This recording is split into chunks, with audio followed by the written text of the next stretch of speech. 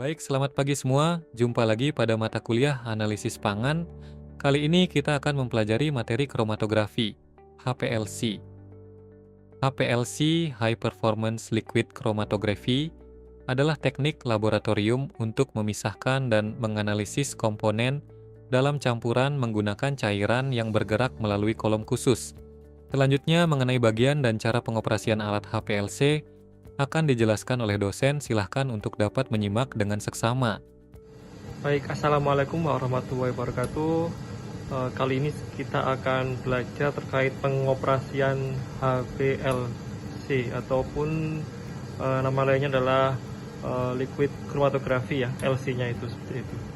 Jadi ini alatnya ya, seperti ini kurang lebih perangkatnya ya.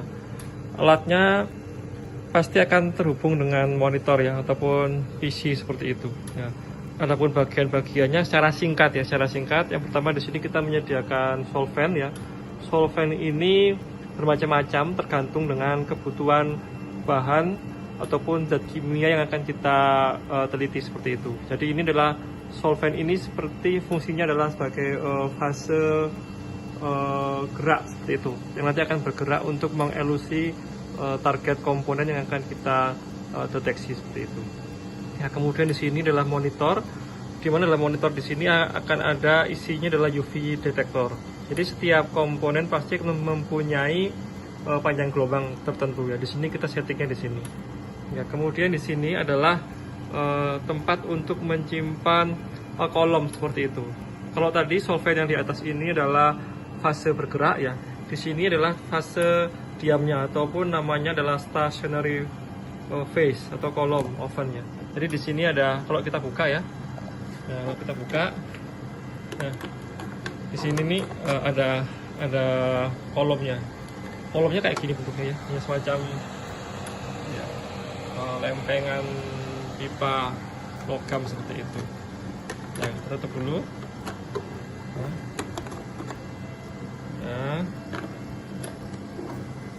Nah, kemudian di sini adalah alat untuk nanti kita menyimpan sampelnya. Nah, di situ kita lihat ya, banyak sekali tempat-tempat untuk menyimpan sampelnya dalam seperti ini bentuknya, dalam bentuk file ya, kayak ini file. Nah, kita masukkan ke situ. Ya, nanti akan secara otomatis akan bergerak dan terinjeksi. Nah, kemudian di sini adalah panel untuk mengkontrol berbagai macam salurannya ya, seperti itu. Nah, di sini kita lihat kita bisa memonitor dalam layar di sini ya. Ini adalah pompanya ya, akan terdeteksi berapa flow rate-nya, laju alirnya, kemudian tekanannya ya, kemudian di sini suhu oven ya. Jadi oven di sini dalam proses elusi pasti digunakan suhu yang agak tinggi ya, biasanya sekitar suhu 40 derajat Celcius ya. Kemudian di sini adalah UV detektor ya, jadi ini adalah perangkat-perangkatnya. Ini secara umum nanti ketika sampel kita masukkan di sini ya, kita masukkan di sini ya, nanti dia akan terinjeksi. Nah, kemudian ketika terinjeksi dia kemudian akan mengalir ke arah kolom tadi ini. Nah, kemudian dengan bahan elusi dari fase gerak berupa cairan tadi ini ya, kemudian dia akan terdeteksi dengan sinar UV ya, sinar UV tadi itu, sehingga nanti akan terdeteksi komponen yang ingin kita tuju itu ada di retention time berapa seperti itu. Nanti kita akan lihat ya, apa itu retention time itu seperti apa. Videonya ini terlihat ya, pada menit ke-12 muncul peak satu puncak di sini. Ya, ini adalah komponen yang ingin saya amati, yaitu komponen guanosin. Nah, ini kok bisa tahu Pak kalau misalkan ada komponen itu muncul di peak ke-12 di menit ke-12 ya, maka harus ada standar terlebih dahulu ya. Sebelum saya masukkan sampel, saya harus memasukkan atau mengecek standar dari komponen yang ingin kita tuju dulu seperti itu. Ya, kemudian kita lihat di sini ya, peaknya hanya satu, hanya ini saja seperti itu ya. Yang lainnya hampir rata. Ya. Bagaimana agar di sini rata? Karena sangat memungkinkan juga ada peak kecil-kecil di sini. Ya, atau namanya di sini pengganggu.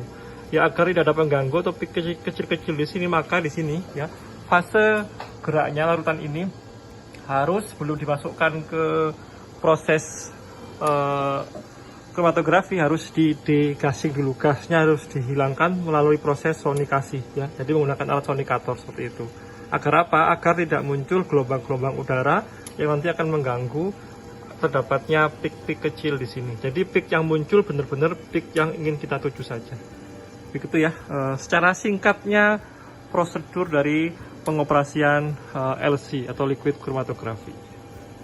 Nah, ini contoh sampel ya, saya barusan masukkan, maka dia akan pelan-pelan ya fase geraknya bergerak untuk mengelusi komponennya berdasarkan retention time ya. Lihat di sini ya, menit yang ada di sumbu ini di sini adalah menit untuk retention time-nya seperti itu.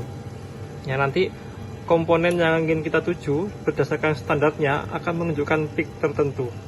Ya, misalkan di sini kasus saya adalah saya ingin mendeteksi komponen guanosin dan inosin yang biasanya akan muncul peaknya atau puncaknya di menit ke-12 dan menit ke-17.